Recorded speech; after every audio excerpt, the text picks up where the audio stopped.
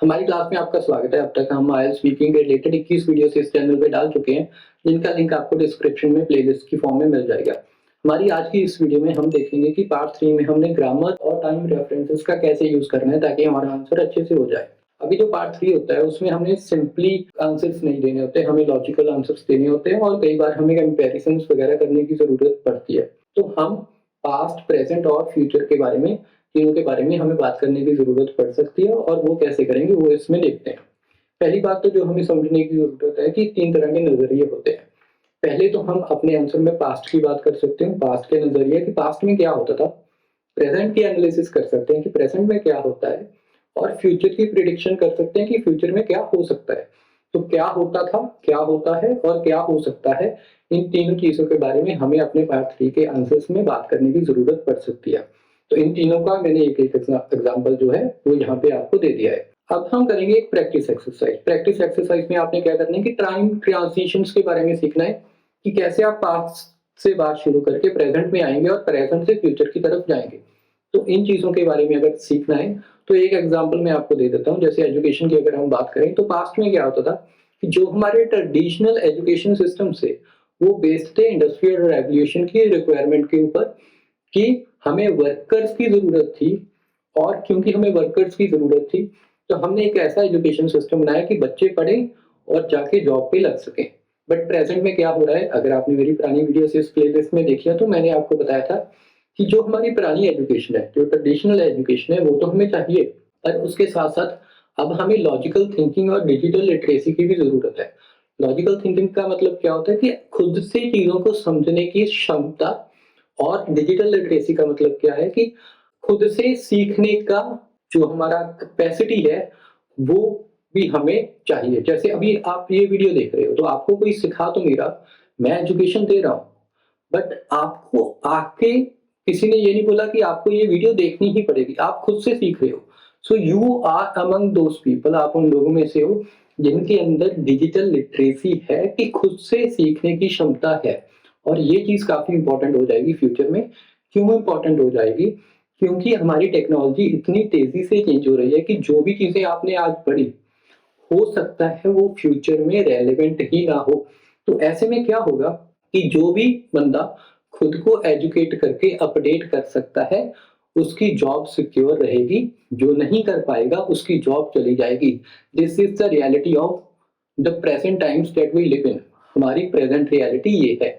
और उसके बाद हम फ्यूचर में भी जा सकते हैं कि इस सबसे फ्यूचर में क्या होगा। मैंने पूरा आंसर भी दे दिया आपको कि जो लोग खुद को अपडेट करेंगे उनकी जॉब सेफ रहेंगी, जो नहीं करेंगे उनकी जॉब्स चली जाएंगी। तो ये फ्यूचर में होगा। तो हमने क्या करा, पास्ट से शुरू करा, प्रेजेंट में आए और फ्यूचर में चले गए। इन चीजों की आप खुद भी प्रैक्टिस कर सकते हो इन 4 टॉपिक्स के साथ। उसके बाद है हमारे कंपैरिजंस। हमें कंपैरिजंस करने की भी जरूरत पड़ सकती है जब हम पार्ट 3 का आंसर देते हैं। उसका एक एग्जांपल मैंने यहाँ पे लिख रखा है जो है कम्युनिकेशन मेथड्स के साथ रिलेटेड। अगर आपने इस चीज की प्रैक्टिस करनी है तो आपने कम्प्लेक्स कंपैरिजंस कैसे करने हैं। पहले तो आप ये फॉर्मेशन यूज कर सकते हो, मोर और लेस एडजेक्टिव प्लस देन।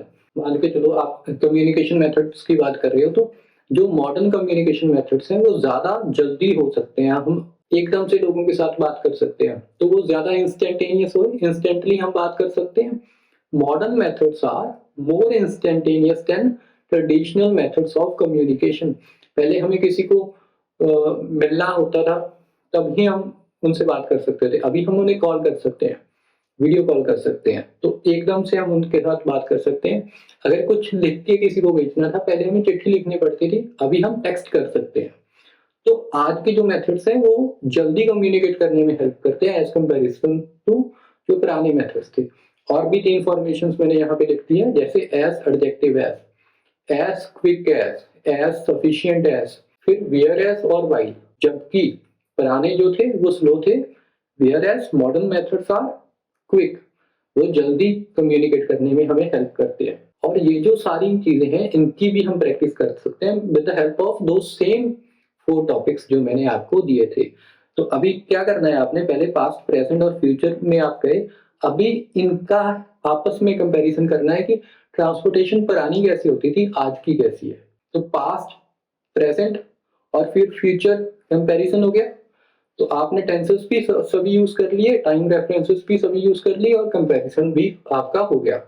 इसके बाद है जो चीज का हमने ख्याल रखना है वो है एडवांस ग्रामर प्रैक्टिस। तो एडवांस लेवल की ग्रामर करने के लिए आपको क्या चीजें चाहिए?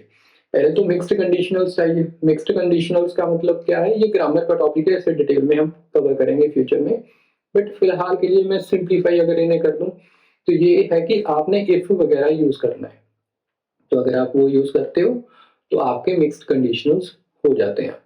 फिर परफेक्ट टेंसेस आपने यूज करने हैं। परफेक्ट टेंसेस कौन से होते हैं? जैसे हैव, जिनमें जिनमें हैव आ जाता है, हैज आ जाता है। पैसिव कंस्ट्रक्शंस यूज करनी है। एक्टिव सेंटेंसेस तो हम यूज करते ही हैं जिनमें फोकस सब्जेक्ट के ऊपर होता है, बट हमने पैसिव भी यूज करने जिनके जिनमें फोकस उस चीज पे होता है जिसके ऊपर एक्शन लिया गया, तो वो भी हमने यूज करने हैं। फिर मोडाल वर्ब्स भी हमने यूज करने हैं।